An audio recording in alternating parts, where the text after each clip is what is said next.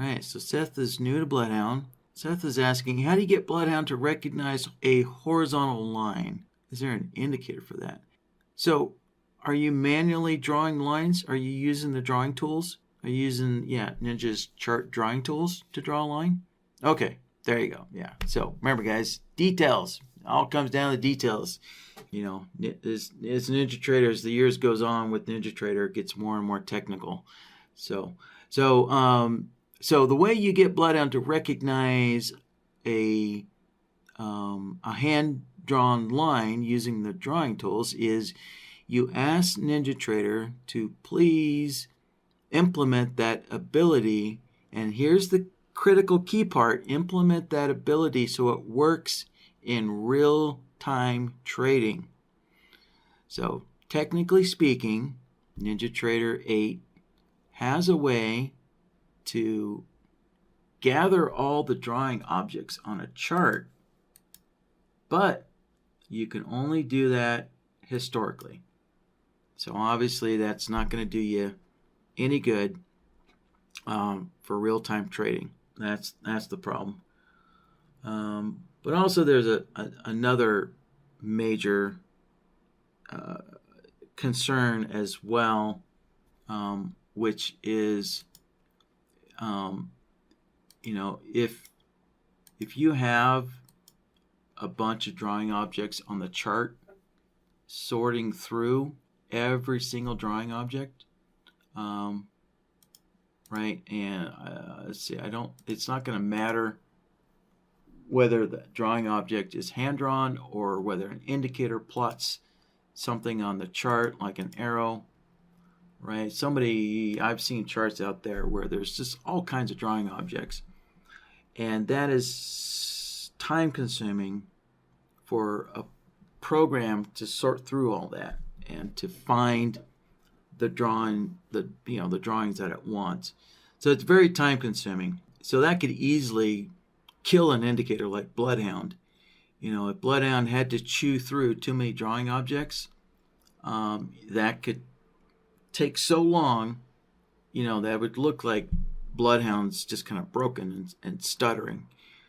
So that's another major issue that NinjaTrader needs to solve, is they need to find, a quick way that as soon as a drawing object is added, that it can notify the indicator immediately. So that also kind of goes in line with being able to use drawn lines for real-time trading,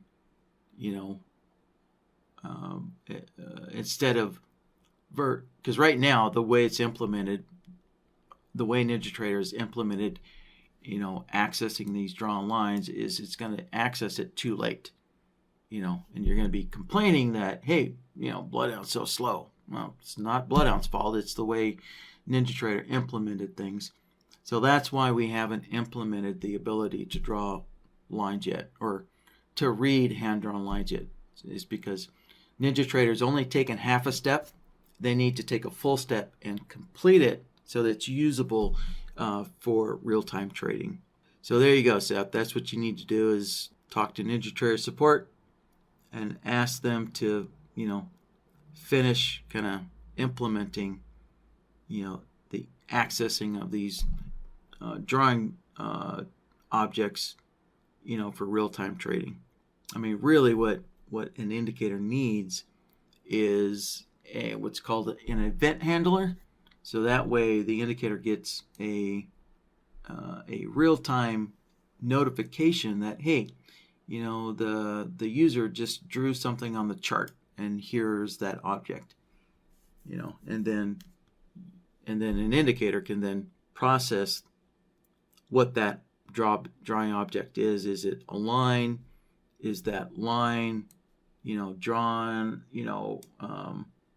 drawn where it's usable for real-time trading, or was that line drawn historically, in which case obviously you wouldn't use it, for making some kind of trading decision. So BloodHound, there's a lot to evaluate there. And so an indicator has to be notified of when this line or anything gets drawn immediately, so it can process all that information as soon as possible, so that you don't miss a signal, or so that your signal doesn't show up late, later than sooner. So there's some, finer details that NinjaTrader has to work out and flush out before that's possible with Ninja.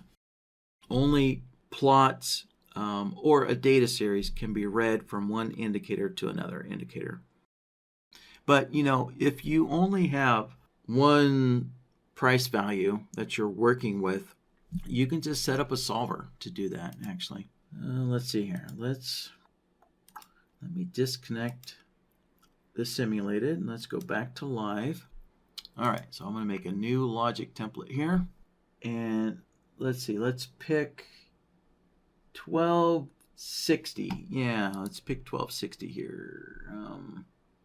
So I'm going to grab a crossover solver. That's kind of like an obvious, simple, way to check this here. And so for the crossover, let's see, input A, that's going to be prices. And so we want to check if the close, crosses a certain value. And so input B is going to be that certain value. So we're going to set it to fixed value, right? And I had said 12,060, but the market's taken off right now. So let's try 70. Let's see here. Oops. 12,070. Am I too late? No. Okay, I'm not too late. Let's try actually 67. Yeah, okay.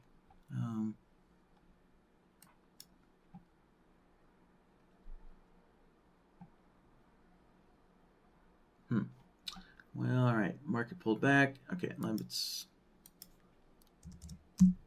try 12,065. Let's see if the market gets back up there.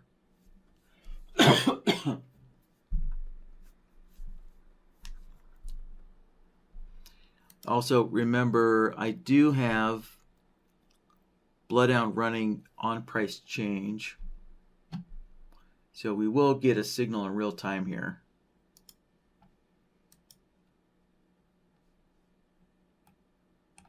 If the NQ is going to get back up to 65.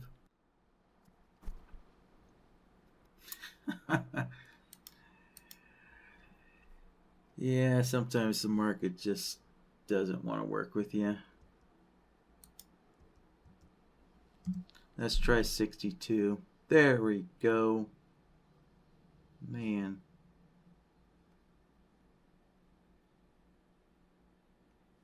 Yeah, so there it goes. We watch the bar that's building, right?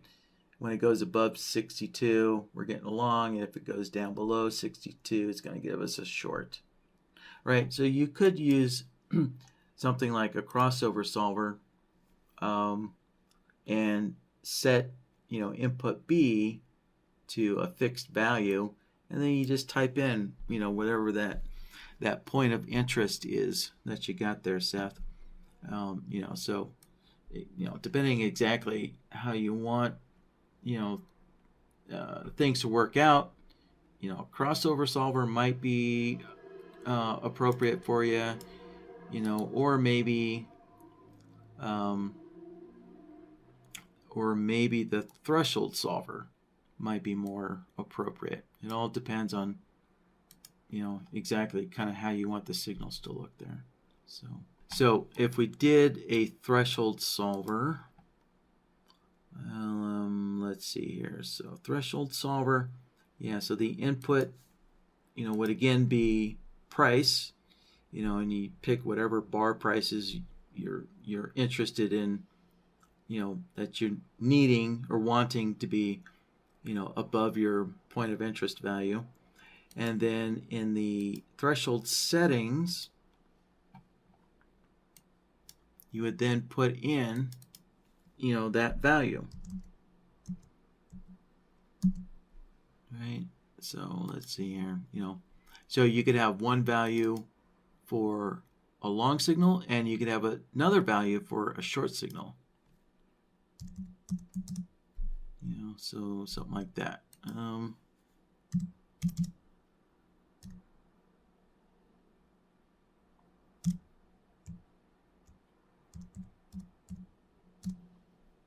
All right, so I have 12,070, 12,050, and if we look at the chart, right, there you go, I can see all the bars that close below 12,050 and all the bars that close above 12,070. All right, so it kind of depends on, what you want to see on your chart, whether you want to use a crossover solver or a threshold solver. Okay, let's see if there's any follow-ups on here. All right, yep, you're welcome, Seth. So that's exactly what these workshops are for.